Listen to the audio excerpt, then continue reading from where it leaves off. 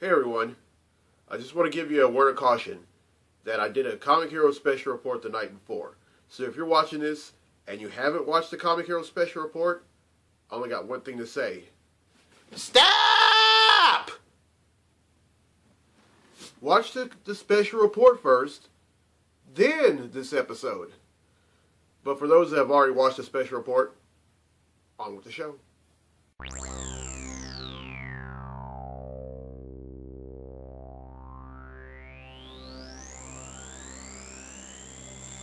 It's time to be a hero.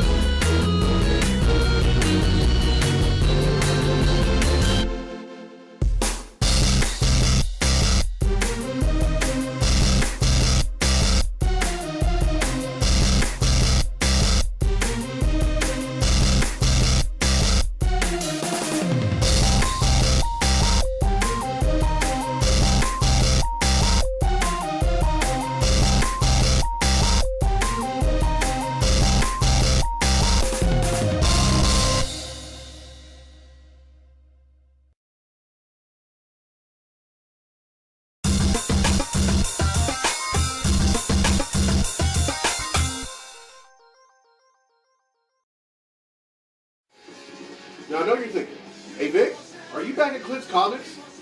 Is this the 53rd episode? Well, I'll answer those questions by saying, yeah, buddy! Welcome to this week's edition of the Comic Hero Show. I'm your host, Victor Nutley, and I am the Comic Hero. That's right, folks. We are back at Clint's Comics once again, and this is the 53rd episode, and I am very pumped to do the show every week.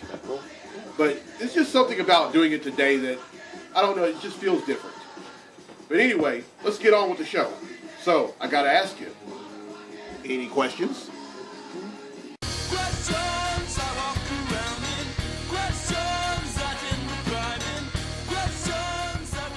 Okay, his first question, and well, actually, this is the only question I have for this week's episode.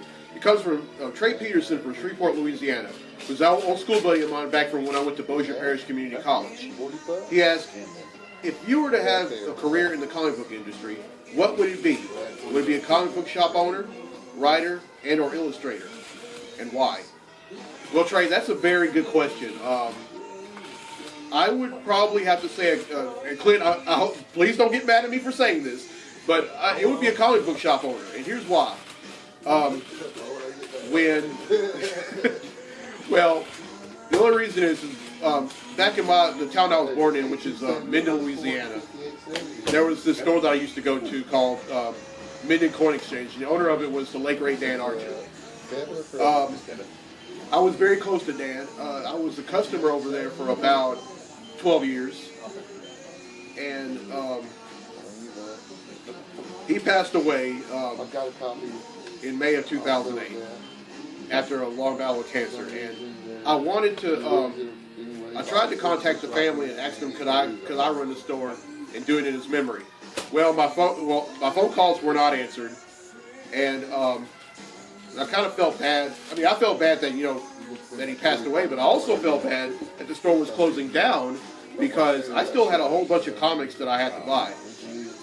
I was a victim of an unfortunate circumstance in early 2008, and because of it, I was very behind on a lot of books. But definitely a comic book shop owner. If I ever get the chance to do that, I'm naming the store after him. It's going to be called Archer Comics. I've already decided. Now, I I've tried my hand at being a comic book writer and artist, and I'm not willing to give up. That's because I was actually writing a book not too long ago, but I never could find an artist good enough to pencil it. I mean, I could have done it, but only thing is, when it comes to comic book art, I'm only good at doing character designs and art covers, but not interior art. And but I'm very good at writing, and to be honest, one thing I've learned over time is if you do something and everybody likes it, like the show, for example, everyone loves the show. Don't give up on it, and not to give up on it, but don't have second thoughts.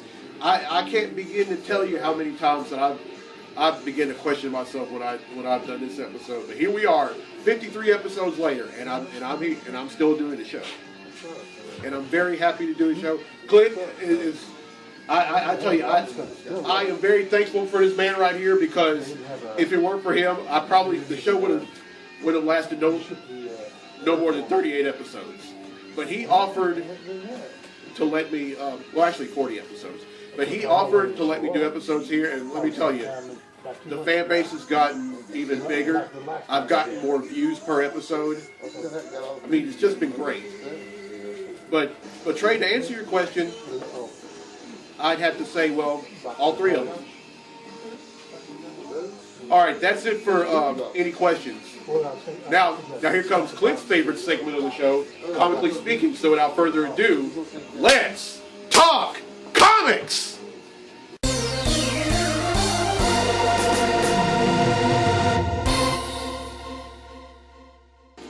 All right, I'm only going to be talking about two things in this week's edition of Comically Speaking.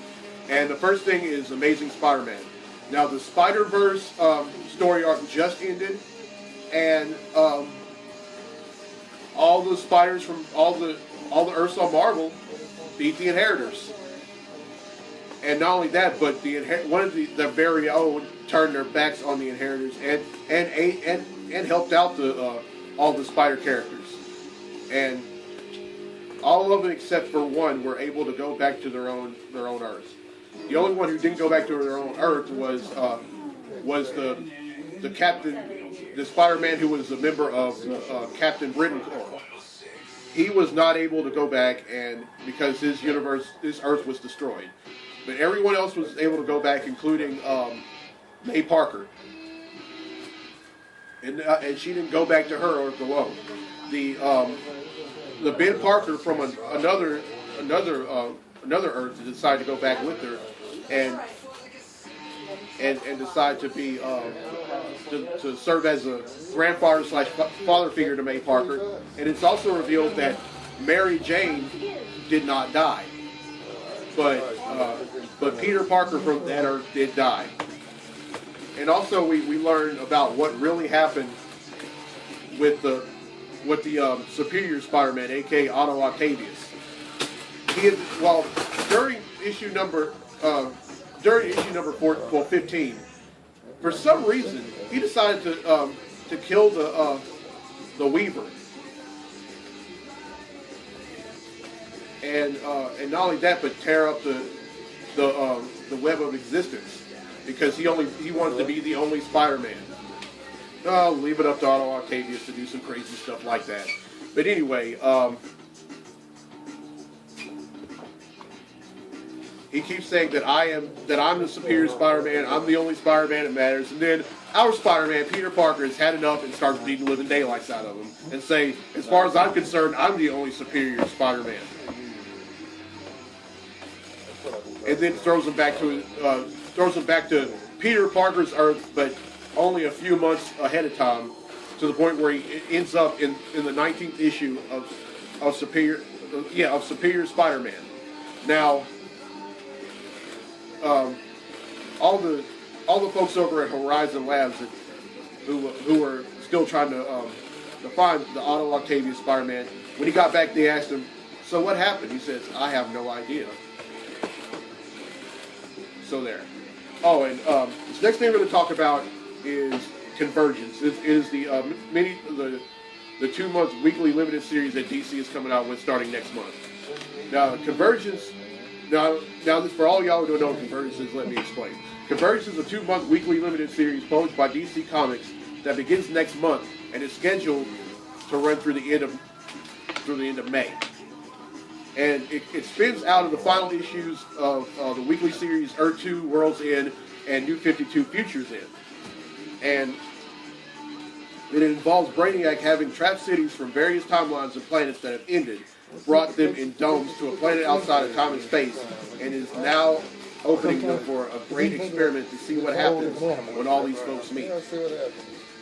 And some of the main characters, now the main characters in this weekly miniseries are Batman, Superman, Wonder Woman, Brainiac, and Telos.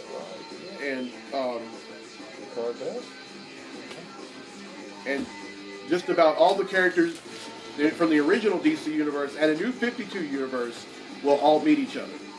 Will they fight each other? I can't really say, but I will have more for y'all about this for y'all in next week's episode of the Comic Show. All right, that's it for Comically Speaking. Now then, let's get to the comics I bought this week. Comic books I bought this week.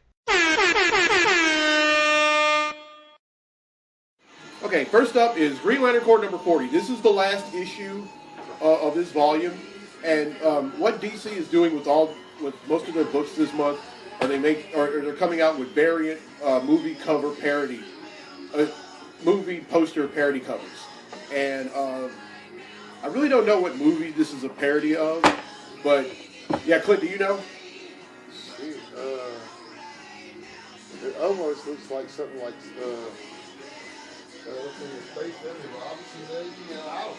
I think, you know, I'm only guessing that because the dude looks like something reminds me of the robot. Yeah, I think this is a variant of 2001: Space Odyssey. If any of y'all are watching and y'all know what exactly it is, just please let me know. But anyway, it's the last issue of of that volume. It's going to be one of the books that's going to be ending for DC. But is it really ending, or is it going to be making a comeback later on this year or sometime next year? All right.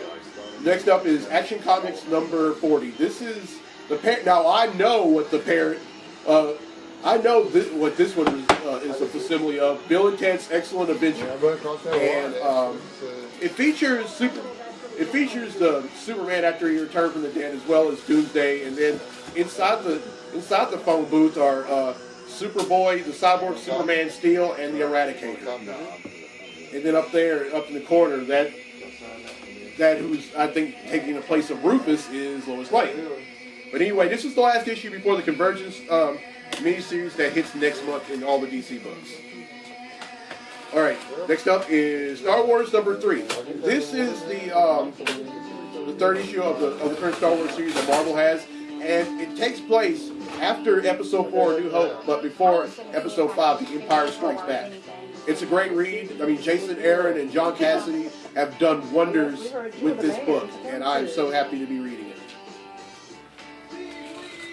Okay, what happened to you too? All right, here's Justice League number 39, but I'm not going to buy them. But I just thought about something. I'm not going to buy that one. I'm going to buy another book. I'll be right back. And if you tell me what words, I have a lot more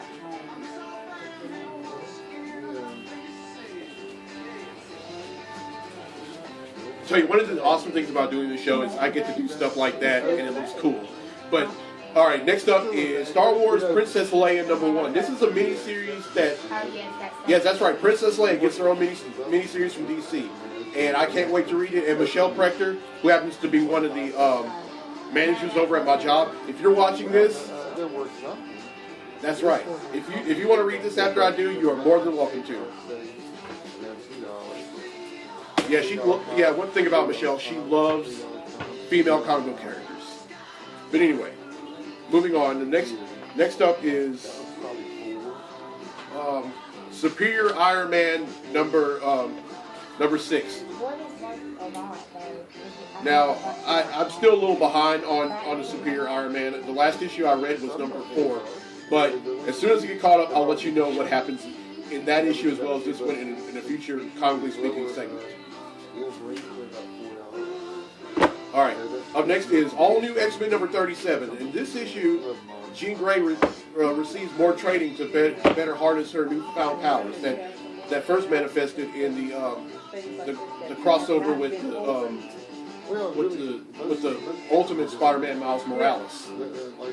And this is the last issue before the Black Vortex story arc that happens in All New X-Men and Guardians of the Galaxy, as well as Nova and Legendary Star-Lord. Alright, up next is Thor number 6. In this one, we find out who the identity of the female Thor is. And on the front of it, it has a silhouette of the female Thor, but inside the silhouette are some of the female characters in the Marvel Universe. Pretty cool. Alright, and up next is The Amazing Spider-Man number 16. This also deals with some things that are happening at Horizon Labs. Well, now it's called Parker Industries. However, Peter Parker is still struggling with having his doctorate and being the owner of his own scientific lab. I mean, I tell you, Otto Octavius. This is one of the only good thing that I think Otto Octavius did for him was that he went back to college and earned his doctorate. Other than that, Octavius has pretty much made his life miserable with a capital M. Now here's Avengers. New Avengers number 31, but I decided I'm not going to buy that because I'm very behind on New Avengers, both buying them and reading them. So let me see if I can find. Oh, here it is. Sorry, folks. Yeah, it had a button in there. It was a little metal fold-over button. I still have mine that's sealed. All right, I'm buying this. And finally, Justice League number 39. This is this one continues the whole Amazo virus story arc that's going on, and all the characters have been infected. Now, Lex Luthor, who created the Amazo virus, not so much. But we find out what happens. But you know what? I'm very behind on this book, but you'll have to bear with me. When you're a person as busy as I am, sometimes trying to get caught up with certain books is easier said than done. But I'm trying to do better. I promise. Alright, that's 9 I bought, which brings the total number of comics I bought since December of 1997 to 6,700.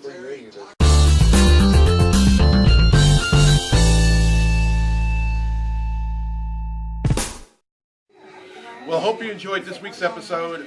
I know I did a little scrambling around, which is a little out of my character. But the thing is, I have fun doing this. And y'all see that I have fun doing it. And yeah, this wasn't the best episode that I've done, but it was a good episode nonetheless. And I'm gonna keep on doing this no matter what. And oh, by the way,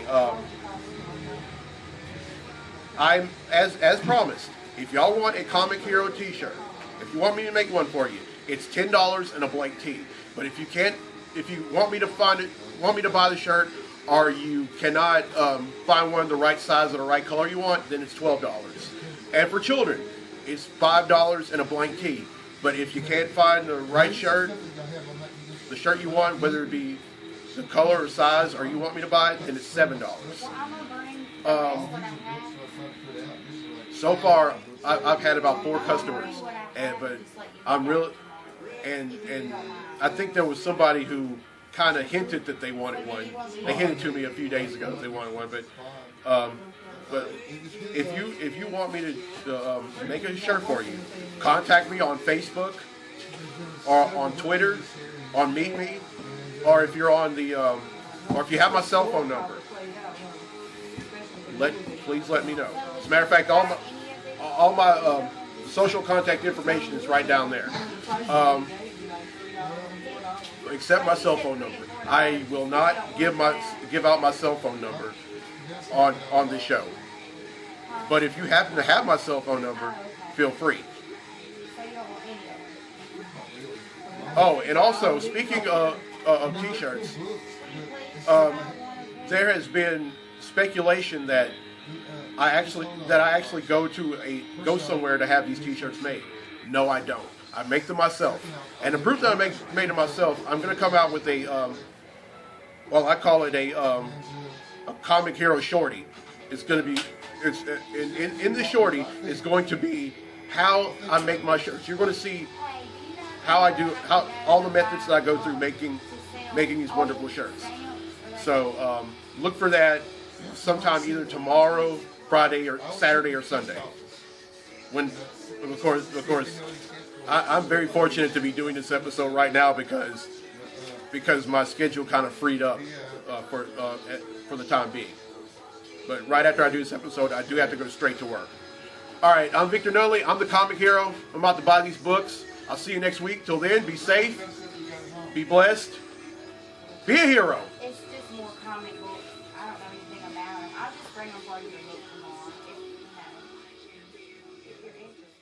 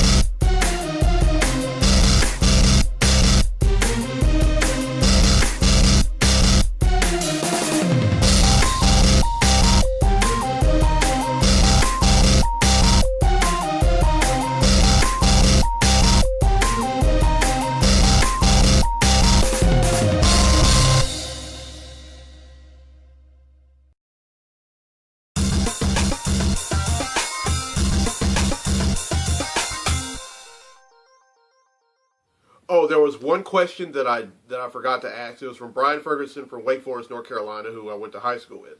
He asked, "Who's a character who I just wish would go away and that I could just do without?" Oh, that's easy. Foggy Nelson from the pages of Daredevil.